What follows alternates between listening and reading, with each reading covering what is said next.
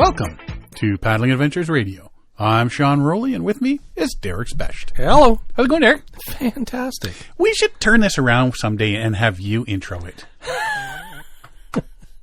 I wouldn't know what to do. I have to write a script. No, you just That's have to say, reflexive right now. welcome to Paddling Adventures Radio. I'm Derek Specht, and with me is Sean Rowley. It's not that hard. Oh, it's going to be a long show. The early shows were hard. Right? How many times do we have to stop and start again? Too many. Too many. If there were blooper reels, it'd be almost every episode, first 100 episodes. Now we're seasoned professionals. Yes. Or at least almost 10 years. Right? At least we act like one on the radio. Yeah. I'm not a doctor, but I pretend to be one. How are things? Good. Excellent. I'm excited for winter's coming. Especially up north. Big snowstorms are coming. I know. And we're just going to get rain and slush. There was the Frozen Women's event at Mule Lake in Algonquin Park over the weekend. What's that? Bunch of women get together and go winter camping. And there was a lot of people up there. Yep. I saw somebody posting. There was a lot of people posting. A lot of there was one guy went around and he took pictures of everybody's winter tent and then posted 15, 18 campsites with tents on them. And apparently they were doing a polar dip. Oh, and there's ice up there. Yes. So, yeah, any last minute Algonquin paddling trips not happening. It's too late. Not this late, yeah. It's too late. So, yeah. So they're all winterized up there now. And getting more. Yep. We haven't gotten. Have we mentioned who the current Mule Lake campground hosts are? Nope. I think we did. It's Dwayne and Marion. That's pretty cool. Yeah, they're going to be there for the winter. Yeah, so they're off season from their resort cabin fishing lodge. They're closed for the season there, so they're doing Mule Lake all winter, and they're campground hosts. Great gig if you can get it. I know, that's pretty cool, right? I imagine they had to order a whole cord of wood, or maybe since they're hosts, they get free wood. I don't know. Maybe they get free Ontario Parks wood. Yeah, wet, soggy wood. Curses. Thanks. Yeah, thanks, but no thanks. We'll get our own. Well, if they start drying it out now, it should be ready by the time the end of winter comes. Yep. Right? Just in time for camping season. I remember a few times going up winter camping, and I went to get wood, came back, and I had to lay some of the wood on top of the stove to melt off the ice. Right. Other ones, I was like chopping off chunks of ice that was frozen on. It's like, who sells wood like this? Ontario Parks. And then you see all the water sizzling, boiling out of the log. Oh, nothing like putting logs on the fire just to hear the bubble hiss and pop. Yeah. Right? It's like the breakfast cereal of winter camping in Ontario Parks. Bubble hiss and pop. Yeah. Trying to get out, do some winter camping this year, but we'll see what happens. Hoping to get up at New Year's, but I don't know. Yeah, we haven't made plans yet, but I do, and we talked about it last year about this time too, and it never happened last year, but I'm hoping it'll happen this year. I want to get into the backcountry with the kids, like snowshoeing. Didn't you go to like Silent Lake or Lake St. Peter or something last year? We did Silent Lake, yep. Yeah. But it's like a drive-in campsite, so we parked right, 20 feet from the tent. And I learned, hadn't really thought about it, and the chimney from the tent went up into some of the branches, and all the water condensed on the pine tree needles and dripped down onto the tent. So I have this giant creosote stain running down the side of the tent. Nerd. Yeah. It's like, oh, good God, I should have known better than this. You'd think. First day in the rodeo, son. I know. So all the humidity from the campfire smoke just condensed on the branches and dripped down. Drip. Pine sap. Yeah. and so I didn't notice at first. It wasn't a problem at first, but it snowed and the branches sagged lower and lower. So the first night it was fine, but then the second night it's like, whoa, we must be melting the snow on the tree. No, it wasn't snow melting off the tree. It was condensation, sooty creosote condensation. Lovely. So that's a permanent stain on the white tent. I happen. I have the same container. It doesn't work on cruise. No. Doesn't work on cruise. No, we laid our canvas tent out in the front yard there and took some of that cleaning solution like they say to do it and gave the tent a good wash and let it dry, and I didn't see nothing different. Did you see anything different? Theoretically, it'll get rid of mud stains and stuff. I don't know. Yeah, I got rid of some of it, but you really got to... It's dirty, whatever. Yeah, exactly. It's going to have to look used. Yeah. It's not like it's got massive mud stains up the side or anything. Yeah, and you expect it. Eventually, the white tents are you use them enough, they're going to all yellow and just from UV light and so on, right? Yep. So, yeah. I used to be trying to keep all my stuff clean when I first started camping. Mm-hmm. Canoe tripping and all that.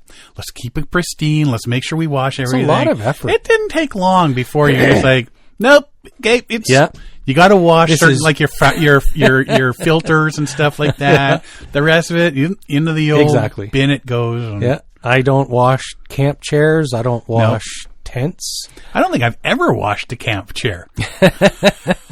Why would you? It rain. Just leave it in the rain. Right? The rain will rinse off any mud and dirt. Yeah. It smells like camp smoke. Why would you wash that? Exactly. And if you are washing stuff like that, what did you do?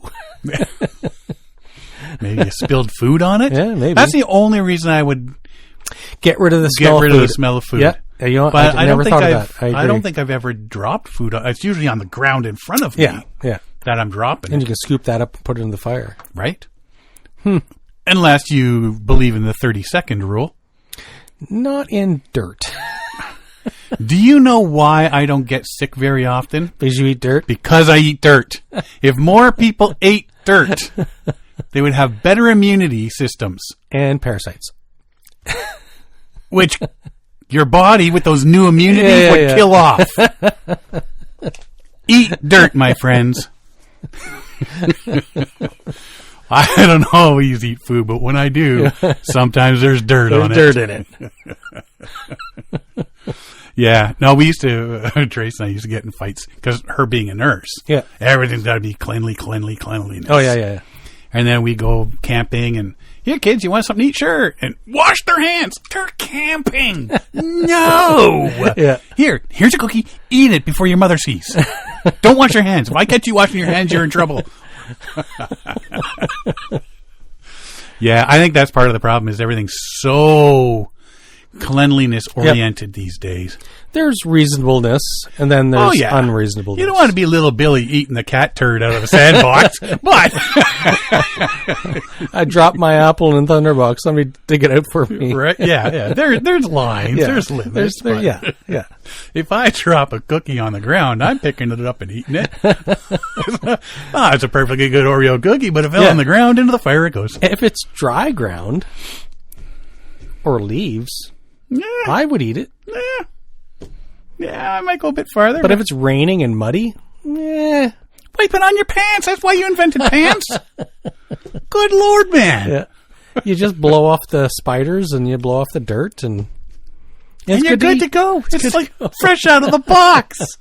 That's that little je ne sais quoi taste. But if you drop pasta onto the sandy, muddy soil, crunchy. Yes. Hey, this pasta's crunchy. Okay, I'll give you pasta. Yeah. Pasta in mud dirt. Yeah. Yeah, because then you're just hurting your teeth. I have rinsed off steak in a lake before. I've dropped steak on the ground, ran to the lake, rinsed it off. A quick rinse, bring it back to the fire, warm it back up again. Good to go. Right? It was still crunchy, though. The occasional chunk of sand. See, I wouldn't have taken it to the lake. I just would have used some of my filtered water. Yeah, maybe that would have been smarter. Maybe. But I put it back on the fire. Right. But by doing it in the lake, you're building up immunities. Yes. I'm going to be immune to beaver fever. Right? Bovine fever, because it's steak. Oh, good times. Oh, yeah. These are the things that go through our brains some days. Yeah, we're getting this brand new massive press at work, and I've set up GoPro to do a time lapse. Oh, yes. And they're almost done. There's only a couple days left. And we're sitting there chit-chatting about it. And we're getting these things we should have thought about long ago. Like having because when it's time-lapse, you see everybody moving really fast. Yeah. So it looks like you can actually see the thing being built, right? Put together. Because it takes like 2 weeks to build this thing. Yeah. And we're sitting there. We should have got somebody in like a skin-colored Speedo. And just have them walk slowly through the background, right? Or gorilla or something. Like that. And then, or get somebody stuck under the press and then have somebody else walk in, look down, grab their ankles, and slowly drag them out of frame. Just little things that out of the way that nobody sees. Nobody's really going to notice. You have to be paying attention. You have to be paying attention. You'd be that 1 in 10 people that would notice. Everybody else, what are you talking about? Or somebody working on the press, they hold their hand out and get a dog to walk in with like a screwdriver in its mouth, grab it, and then call the dog back. All these good ideas. Yeah. Kind of late now, but these are good ideas. These are the things that happen when nobody's paying attention. So what are we talking about this week? Do you know where Oman is? I do-ish. The Arabian Peninsula? Yeah. Strait of Hormuz to the border of Yemen in the south there. Mm-hmm. Mark Evans, co-founder of Outward Bound Oman, embarks on a zero-carbon expedition, kayaking along Oman's coast, 70-day kayak journey, highlighting Oman's maritime legacy and its unending bond with the sea. Another long trip. So he started 70 days. He's the founder of Outward Bound Oman? Yep. Huh. So unprecedented maritime expedition, tracing Oman's entire 3,165 kilometer coastline. Whoa. Set off there, I guess, last week from Wilayat of Kasab, making the start of the 70-day solo voyage that celebrates the Sultanate's enduring relationship with the sea. It's not one of those places that you don't really think about paddling. No, right? Never. Because when I think of that area, I think of like piracy and war and sand dunes. Like sand dunes. Oh. Mm-hmm. Journey expected to conclude at the Carrefour area of Dhofar in February 2026. So he's doing over the winter. Will be one of the longest kayak expeditions of its kind ever attempted in the region. Undertaken by British explorer Mark Evans, the expedition will rely solely on human and natural power, paddling and ocean currents and waves, with zero carbon emissions. Traveling in a Greenland-style kayak, Evans' Odyssey will chart the changing face of Oman's coastline while promoting ocean stewardship and climate awareness, a task he has first undertaken 2 decades ago. Whoa. Yeah. Initiative, however, is being undertaken under strict sustainability standards and is sponsored by Asiad Shipping, part of the Asiad Group. Journey is about storytelling about Oman's deep and historic connection to the sea. It's also about celebrating the people who live along this coastline and the work they're doing to protect it. You don't really hear about that. No. Right? Like there's so many areas in the world that obviously they're doing stuff like this. Yeah. That here we never hear about. Well, we're fairly sheltered being where we are. And we're also more zoomed in on what we're doing about it. Just like I'm sure that they're not going, oh, what are they doing over in Canada and the United States? Yeah. I think of like Yemen, Saudi Arabia, Oman, Qatar. Like I think of them as oil-producing nations. Yeah. I don't think of them as places to go kayaking and vacation. No. Or the, what's the Dakar rally? Oh, the Dakar rally. Right? Yes. Yeah, I just watched where's a Dakar? movie about that. But all that sort of stuff, that's what I think of when you're talking about over there. But to find out there's more going on there. And I mean, when you think about even Africa, you're thinking about gorillas and rhinos and elephants and conservatory in that aspect, not so much the rivers and stuff, right? But it's all happening out there. Evans describes the voyage as an open laboratory a platform for learning that will connect students worldwide with Oman's marine biodiversity. Using digital platforms such as Zoom and Teams, he will link directly from the Omani coastline to classrooms in the United States, Canada, the UK, and beyond. Thanks to Vodafone Oman's network coverage, these live sessions will allow tens of thousands of students to witness the expedition in real time, transforming Oman's shoreline into a global classroom for environmental education. That's pretty cool. That is one of the cool things about modern day technology, is being able to hook up classrooms to different parts of the world, not just opening a book and going, okay, here's a picture of. Absolutely, yeah. Right? Yeah. I've heard about this sort of thing doing up in down in the Antarctic and stuff like that as well, zooming into classrooms, and they say, here's the penguin colony, and as opposed to just getting a picture or something like that, right?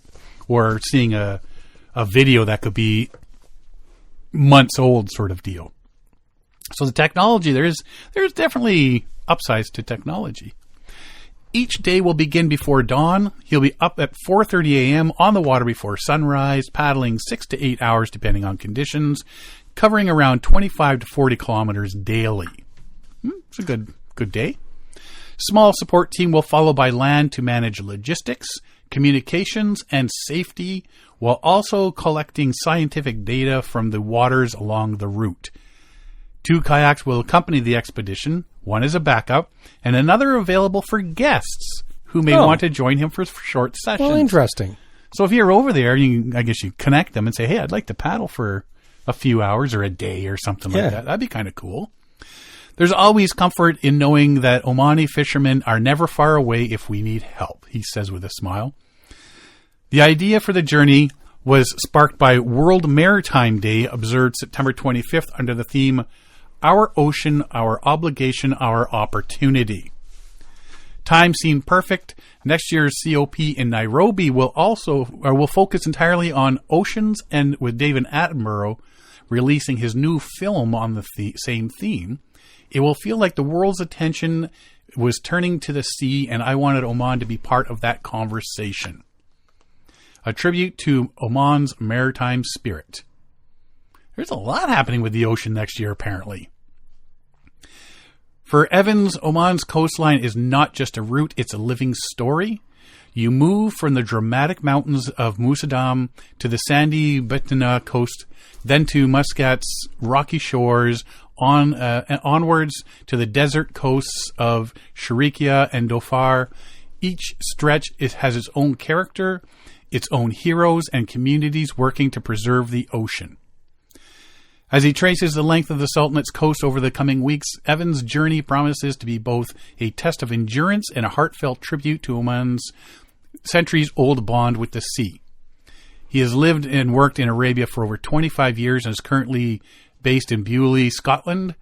In 2012, he was awarded an MBE by the Queen for his work using outdoor journeys as tools for personal development and learning. 2023, he received the Medal of Honor from His Majesty the Sultan of Oman for founding Outward Bound Oman. 2016, Evans joined 2 Omanis to become the first people in 85 years to retrace the original crossing of the Rub al Khali in a 49-day journey from Saleh to Doha. In 2025, he completed another remarkable 30-day trek through the Sultanate following a 1928 route of explorer Bertram Thomas. For some dude that lives over in Scotland, I know, right? He sure likes to do a lot of stuff. And so for him to be so prolific in that area, I'm wondering what draws a person to that area to do so much. Now you're going to have to do some research and read up on this fella.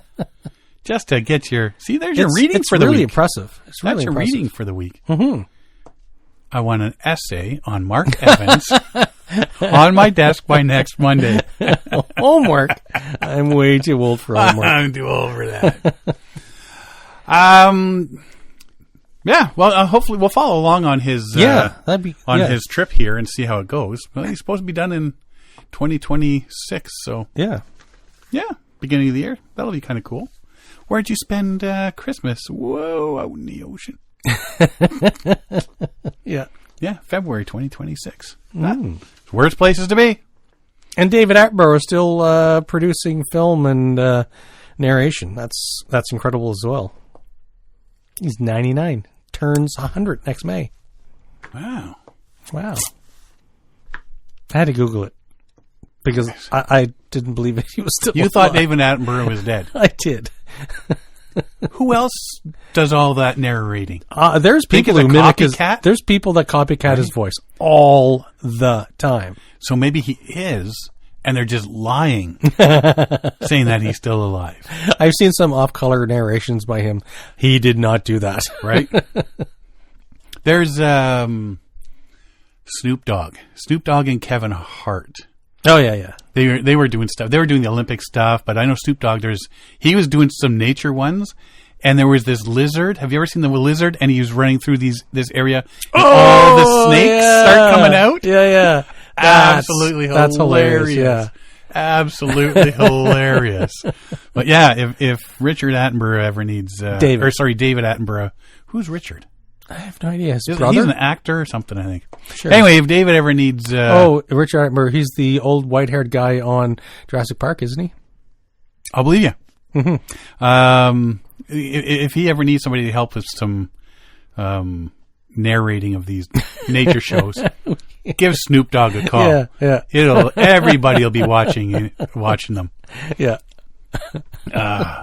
Hey, Lake Mendota. Down in Wisconsin, Madison, Wisconsin. Which is the one where they keep finding the canoes underwater. Yeah, they found a couple of canoes there.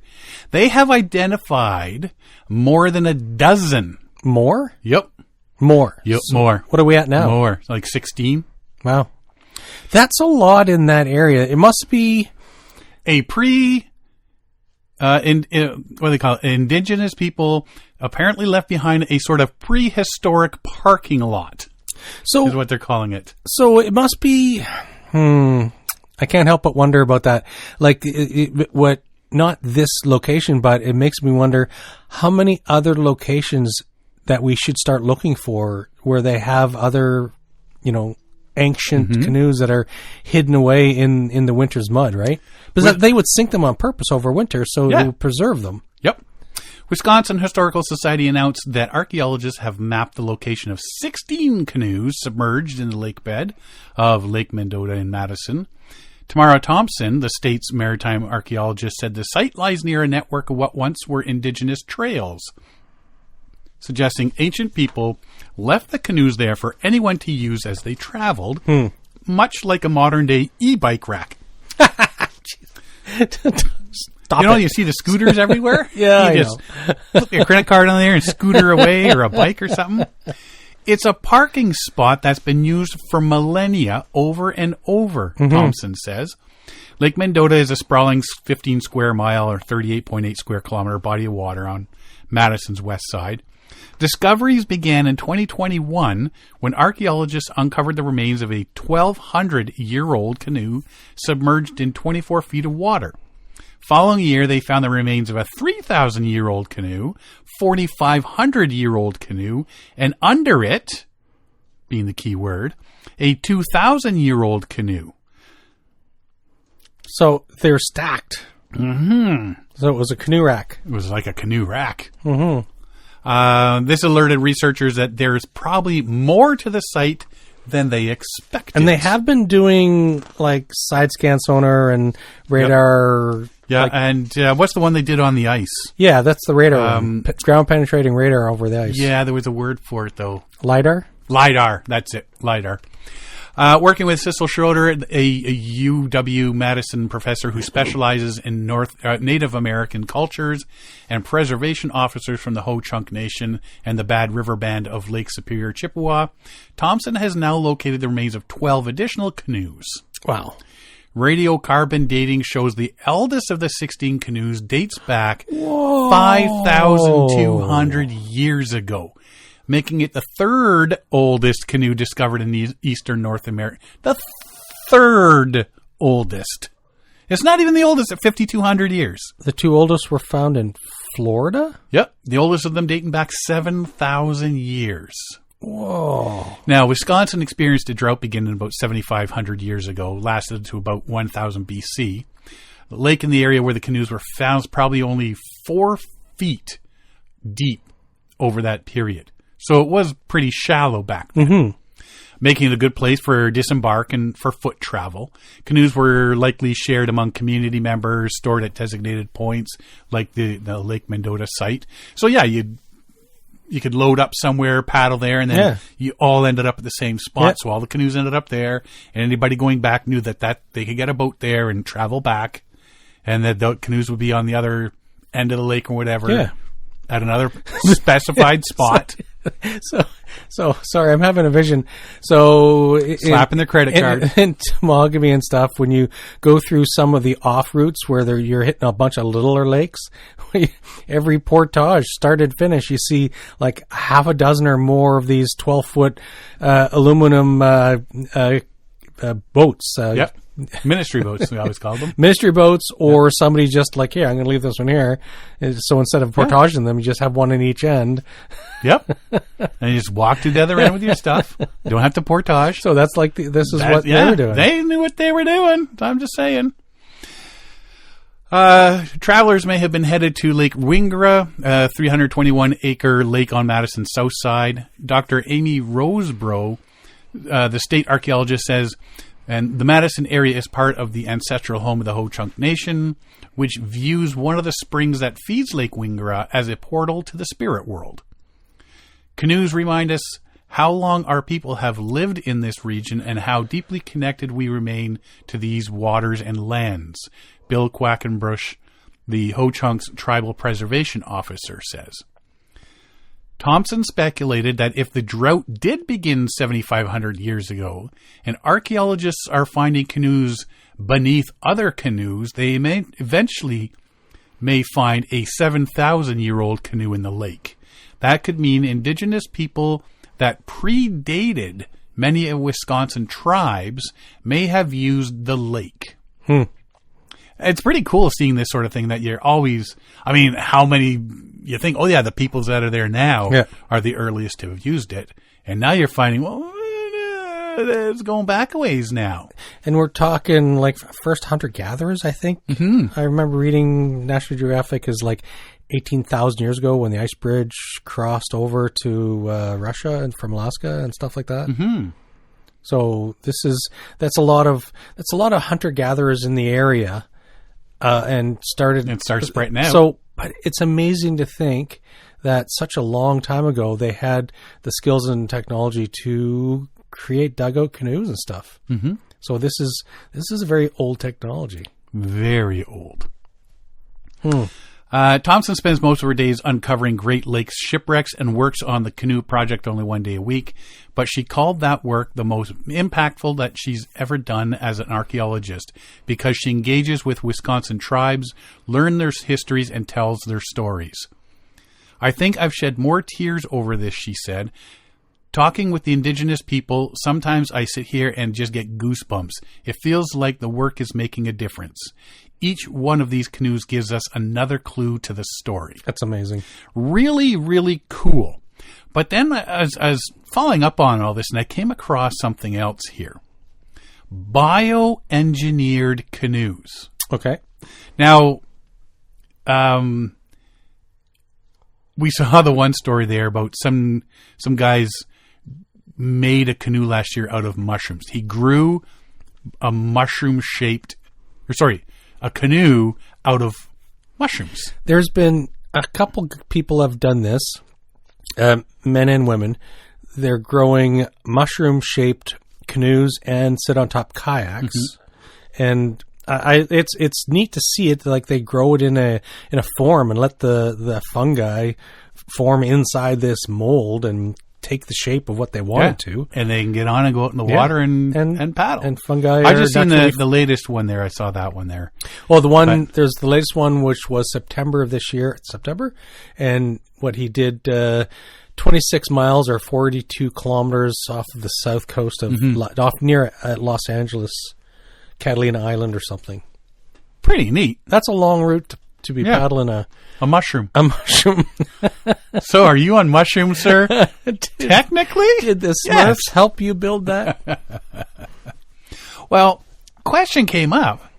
Did ancient indigenous peoples bioengineer the oak wood that was used to build at least some of the ancient canoes that have been discovered in Lake Mendota?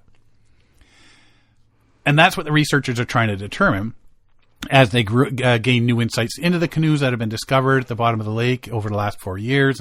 And they're looking into them and how they look, what's left with the wood, that sort of stuff. But what perplexed Wisconsin Historical Society archaeologists was that half the canoes were made of either red or white oak, according to wood type analysis of the USDA Forest Products Laboratory. Oak, particularly red oak, isn't typically used for watercraft because it tends to absorb water. Get heavier, oak's less heavy already. Floaty. Less floaty is definitely a con when you want a boat. Yeah. Less floaty. But if the oak tree is damaged through stress or a pathogen infection in its growth cycle, it forms tylosis, balloon-like structures inside the wood's vessels that block water movement and prevent the spread of fungi and bacteria. It's like caulking the wood. Right? Less water absorption. Yeah, it compartmentalizes injuries to protect it from decay. An oak tree that has undergone this process has increased water resistance, buoyancy, and protection from rot. I would have thought the opposite. I would have thought that it'd be worse. Yeah, fungi would cause it to rot quicker because the roots would get in there and open things up and cause quicker rot. It's entirely possible that the canoe builders were intentionally selecting trees that had been damaged from weather or purposefully wounding them during their growth cycle to induce tylosis. Interesting. We think of the bioengineering as a modern practice, but the samples we have suggest this may have been taking place long before the term was coined in the mid-20th century. So that could be, if it follows through with these, and if this is what they did, then maybe that's why a lot of these canoes have lasted so long, because it prevents a lot of the water penetration into the wood once they've been theoretically treated by, like, the spores and the fungi. Right? That's pretty cool. Fungi? Invite him to your party. He's a fun guy. That's pretty cool to see that. That's the sort of science I like to hear about. Mm-hmm. You know, that, they used to do this and they used to do that. But to find out something like this, how would they know? I mean, right now, with today's technology, we do a lot of experimenting. There'd be experimenting. There'd be microscopes and all that sort of stuff. But back in the day when this was happening, it was just like something happened accidentally. Like the first person who made maple syrup did not know what he was doing when he made the maple syrup. Right. So I'm going to drink whatever comes out of that tree and that cow. So cow's milk, that's natural. It makes sense. It's just that is, hey, if humans make milk for babies, why can't I drink the liquid that comes out of that cow? Right? And who was the first guy that got teased for doing that? You drank from the cow. Loser. Wait a minute. Hey, this is really good. It's all what all the cool kids are drinking. Have a glass. But yeah, like they wouldn't, it's not like, you're pulling your microscope or something out of your, and all your scientific supplies out of your backpack sort of thing back. But you're going to notice over time, like in somebody's lifespan, what do they think that, the way up north, they had an expected lifespan of 25 to 35 years. But over that time, you'd notice a few things. It's like, when the mushrooms grew in this tree, it doesn't absorb water anymore. And my canoe was less waterlogged when I was finished crossing that lake. And then slowly over time figure out how look those at this. mushrooms or the so I can see where you discover that naturally because it's a natural process. It's out in the weather, out in the elements. The moss and spores are going to grow and fungi are going to grow.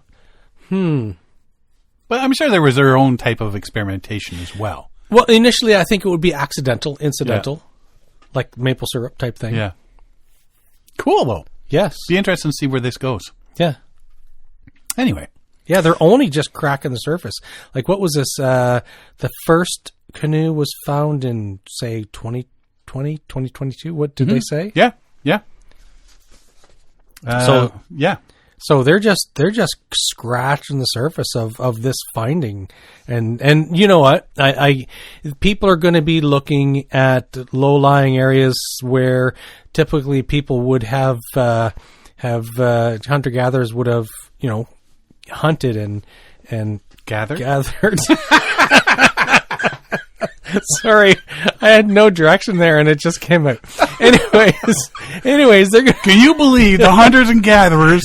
Get this: they were hunting and they were gathering. If you anyway, what I'm trying to say very poorly is that they're going to be looking at other locations where this would have happened, and then they're going to start doing some LiDAR and ground penetrating radar or across lakes and swamp areas, and it's like, well, if they know that this was an area that had the drought, you got to think there's other areas in the similar that had that drought, too. And maybe they're going to start looking at, you know what, looks like that, looks like that, looks like that. And they've already seen, like across Canada's north, all these very far northern communities from Alaska right to Greenland.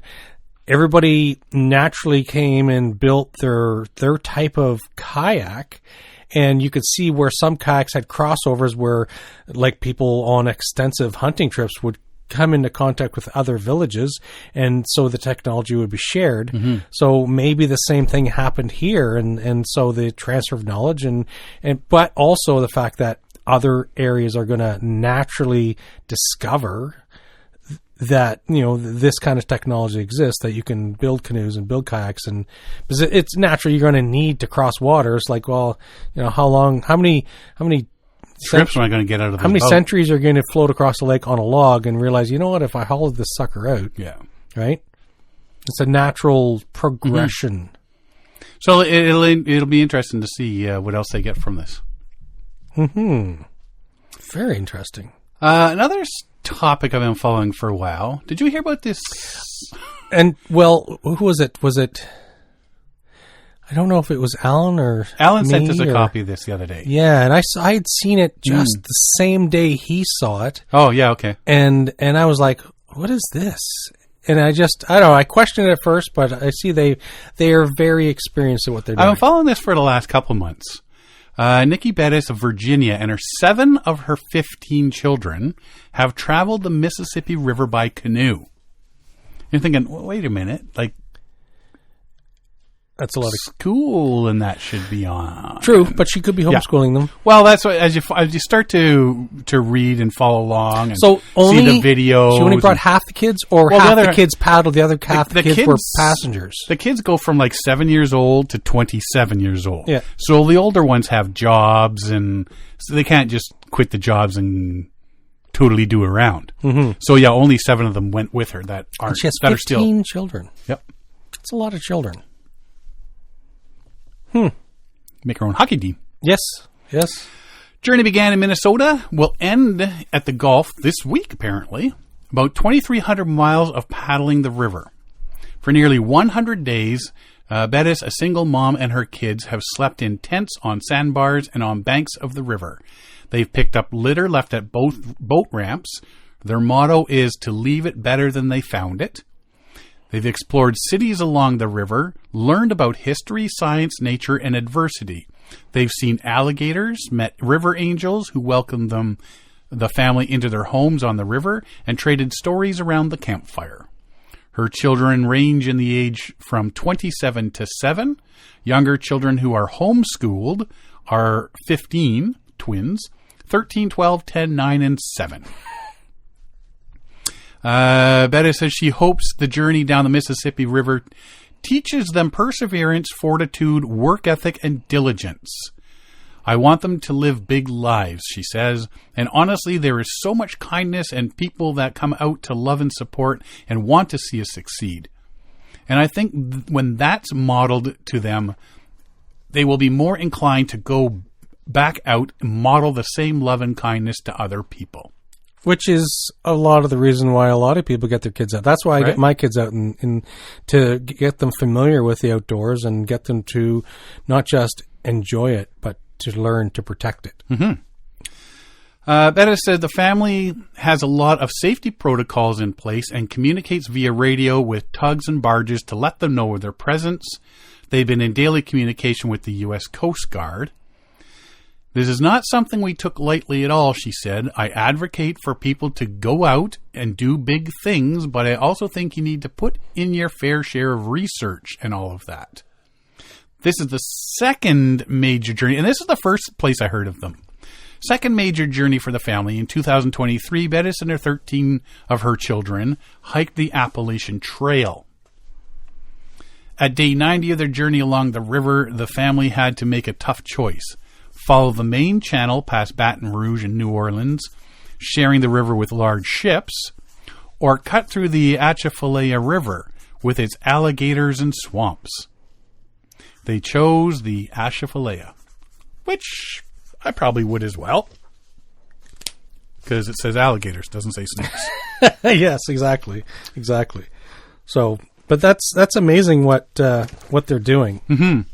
Cypress swamps of Louisiana are unlike anywhere else we've paddled, she says, on their family Facebook account. Quiet, sacred, mysterious, almost like a cathedral made of trees. Kind of place that humbles you without saying a word. Family has 34,000 followers on Facebook under the name 32 Feet Up. The number 32 Feet Up. She documents the family's travels on Instagram, TikTok, YouTube, and Facebook, which helps fund their adventures. There you go. Followers can keep up with the family's travels through nearly daily posts and vlogs.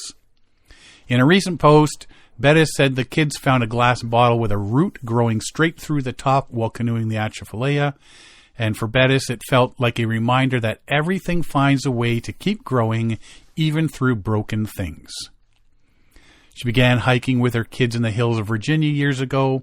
It was a way to escape and find peace during a traumatic time in their life. Bettis and her ex-husband struggled with PTSD from his work as a firefighter, paramedic, and was often out of work, leaving the family with limited income and resources. Family struggled. No water, no power, no car. Then her ex-husband became abusive.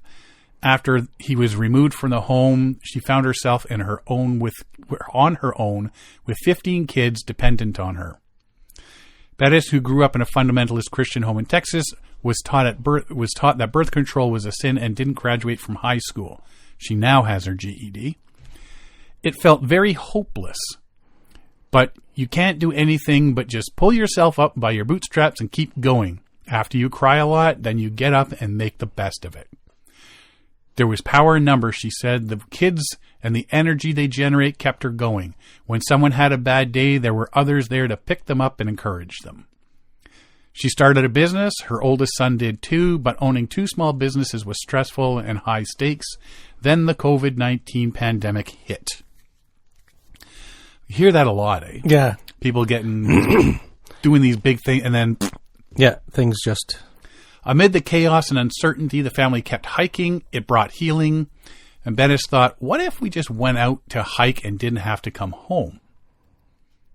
Huh? Family decided to hike the Appalachian Trail, a journey of 2,200 miles from Maine to Georgia. Two of Bettis' adult children stayed home to take care of the dogs and work. What we experienced there, it was such a bonding experience and just silencing society and the noise of the world. And it's not that we were technology free so much as we balanced it. And it just silenced all the noise. We'd sit around, have campfires rather than all going to our rooms at night. So there's a lot of healing that took place on that trail.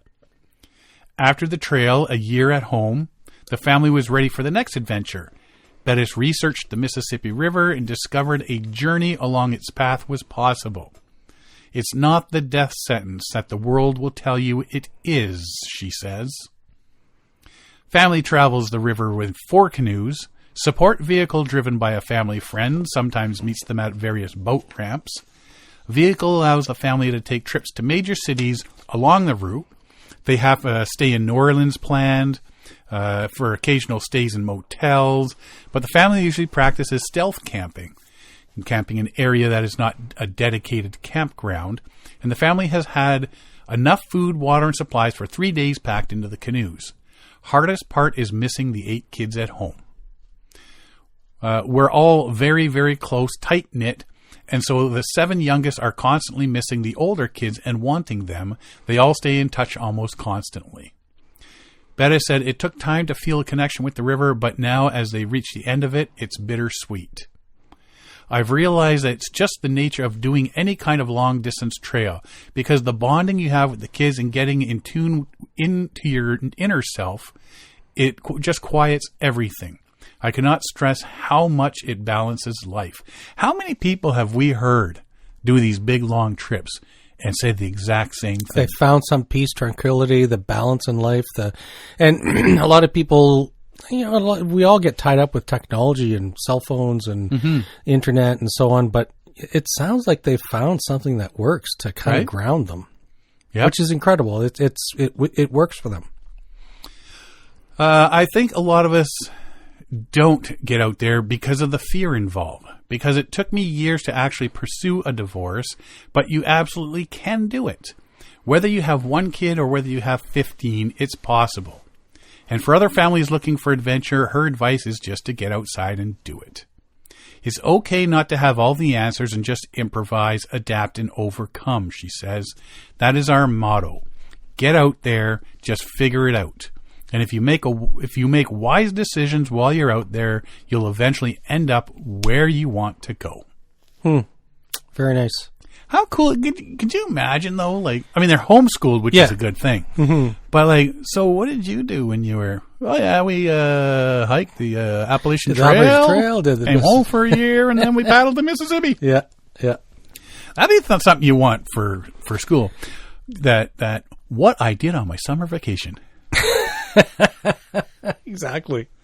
You know what? Sometimes, you realize how different people's lives are from your own. Yes, and I was thinking about that with this, because when I first saw their story and first learned about them last week, I was like, what in the... Mm-hmm. But the more I read about them and the more I read about their journey and watched a bunch of their clips and videos, it's like, this is incredible. Right? This is impressive. I changed my initial opinion, because my first opinion was kind of a knee-jerk reaction, but then I realized, no, she's giving these kids a life lesson, an important one about the world around them. They're not growing up playing, video games and so on. They actually are learning, and I've seen people too who have done it with a smaller family, but they sail around the world. Mm-hmm. They spend 5 years at sea on sailboats, traveling everywhere, right? Yeah. Homeschooling, and they still have connections with the internet and home and family. And so I find it very impressive that she's able to organize this large group of kids. Well, 4 canoes, though. I know, but the logistics of it, and the safety portion, and you think about it. If we were to do a trip like that, everybody's pitching in cash. But Correct. With this, exactly. That 7-year-old better get himself a job. Well, they do have income from the social Instagram, media stuff, TikTok, and Facebook, so on, right? Yeah. So, and they do have some fellow that drives around, a family friend that. Supports them. If they need something, he's in contact. Exactly. If there's problems, and they do have radios and phones, and they're in daily contact with Coast Guard, so they're doing it safe. They're doing it proper, and getting into the back little water trails as opposed to just there's certain other trips down the Mississippi I've read about where people are cruising along with the barges and the ships and stuff, and you're just reading how they're describing it, and you're thinking, I don't know that I would really want to be there. Mm-hmm. If they can't see you, you're talking a big barge. You see some of these long barges that they're pushing, right? I know. And then you can't see that there's 4 canoes in front of you, sort of thing, and it doesn't take much. Yeah. So good on them for doing this. Yeah, it is very impressive. Yeah. Checking some emails. Yes. One of our listeners, Ray, was listening to us talk about the Merlin app. Yeah. And taking the cardinal for a loon. He says he was at a horse barn in Iowa using Merlin for local birds, and a horse whinnied. Merlin had that as a loon also. Told the owner, and they concurred the horse in question was a bit loony. So it just goes to show there's these, and which relates directly to, if anybody listened to last week's episode, you had said that a cardinal had done whatever noise it makes, and the app said it was a loon. And then this guy, hey, the same thing happened to me, but it was a horse. So I wonder if loon is the default. Don't know what it is. Call it a loon. Okay, it's a loon. Could be. So the technology isn't 100% there, but really it's all about sound bites. They record segments of bird calls. Mm-hmm. And so what is it? What bird copies other birds? Mockingbird? The magpie? The mockingbird. I'm thinking of a Family Guy episode now. The parrot? The parrot talks. Yeah, but there's a few birds that mimic other birds. The noises, yeah. Yeah. I don't know. So maybe the cardinal was mimicking a loon. Maybe. Could have been. But yeah, we agree that, even though they have their glitches, these, animal call and plant identification apps are fairly, even though some of the plant identification apps sort of just give the scientific family, the broad family. As in, there's a human. But from where? Yeah. What, filter down. And we have camping and whatnot. We have used the iPhone is better at it, but you take a photo of the plant, of the leaves, of the berries, whatever, and it recognizes it. But really, unless you're an expert, you're like, sure, that could be it. Sure, why not? I think the phone got it right. Right? That's same with rocks. Oh, yeah. They have the rock one, so you're like, that is a red agate. All right, you take it home. That is granite. No, you said it was agate. I just hauled this for 7 days. Anybody asks, it's agate. Exactly. Well. I got another email from one of our listeners, Walt, talking. He says, knowing how both Sean and Derek love ticks. Oh, yes. Thought I'd pass this on. Don't have specific links, but if you're Googling Dr. Nicoletta Ferron at Acadia University, she got a bunch of articles about her research on ticks. She's made some recent discoveries which sound promising, for which she's received some awards.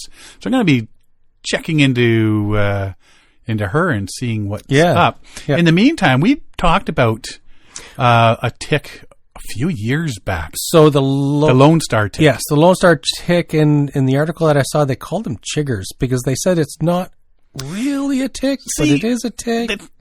The word chiggers, to me, every time I ever heard the word chiggers, it's like a small little biting, almost like a sand flea-sized insect that bites. That, to me, has always been chiggers. Anything bigger than that, to me, is But maybe it's just what they call them in Texas. Maybe. I don't know. I guess it means something different wherever you go. But anyways, we had talked about this before, so there's Lyme disease and there's various other... Powassan virus. And, exactly. Yeah. So we talked about the Lone Star tick, which its bite causes the individual... if you get it bad enough, that it causes a red meat allergy. You can't digest the proteins. Yeah, the large proteins from red meat. And so there was, and this came up because I had seen an article on it. A gentleman had passed away in 2024, but it took them a year to sort of determine the cause of death. So what they're saying is that he's the first known person to have died from this the Lone Star tick, or the alpha-gal syndrome, AGS, and which is you get bit by this Lone Star tick. It gives you this red meat allergy, and you can't digest it. And this gentleman, they are pretty assured that this is how he died. And so he lives in New Jersey. He's a pilot. He had gotten sick from eating a steak. They didn't connect the dots, and then he ate a hamburger 2 weeks later. And so after eating the hamburger, he became violently ill, cramps and whatever, and died the same day. So there could be other instances, but they're not recorded. Mm-hmm. This is the first recorded incident of somebody dying from the results of a tick bite. Well, and there's also from this specific type of alpha-gal syndrome. So if you read the whole story about it, it's very tragic, and which anybody who dies is tragic, but still, this is like they were the family that liked hiking and camping and whatever, and you get bit by a tick. Well, even listen, Kevin Callan, he goes to Frontenac all the time. He's constantly coming back with ticks. Yes, yeah. I go to Frontenac and come back with nothing. Empty tequila bottle. Some people are more delicious than ticks, I guess. I guess they like Kevin. So anyways, it was worth mentioning because we talk about ticks way too much, we find, so we sort of cut it back, but then all of a sudden there's more info out there. Exactly, like, you know, there comes a point where you say, well, we don't want to beat a dead horse. And, but wait, look at this. These guys keep talking about the same thing. Yeah. So, well, Walt and Ray, thank you very much for your emails and the information. And, definitely take a peek at the tick stuff and see what the newest and latest and greatest with that is. I'm going to do some research on the scientist and see what she has, what she's coming up with. Mm-hmm. What was the university? It was Maritime. Acadia University. That's in New Brunswick or Nova Scotia. Is it? I think so. Yeah. Is that away? It's that away. It's over there, east of us. Yeah. Huh. I don't know where every university is. Well, I grew up in New Brunswick. I know where the bathroom and the kitchen are. Oh, and apparently on the Krispy Kreme is having some Charlie Brown themed donuts this month. Really? Yeah, that's the other thing I know. Yeah, that's donuts. In unrelated news. Go get your donuts. All right, you got anything else? I do not. That's all I've got this week. I'm going for donuts. Oh, we're going for donuts. Donuts and coffee. Well, all right. If you want to find out more about us, you can find us at paddlingadventuresradio.com. We're on Facebook, Instagram, and YouTube. You can download or stream our episodes on iTunes, Apple Podcasts, Spotify, Podbean, iHeartRadio, Amazon Music, Player FM, and all your favorite podcast downloading sites. Or you can just go to the episode page at paddlingadventuresradio.com, and you can stream or download all our episodes there. If you enjoy the podcast, please share it with your friends, family, and fellow paddlers. I want to thank everybody for listening this week. I'm Sean Rowley. And I'm Derek Specht. We'll see you next time.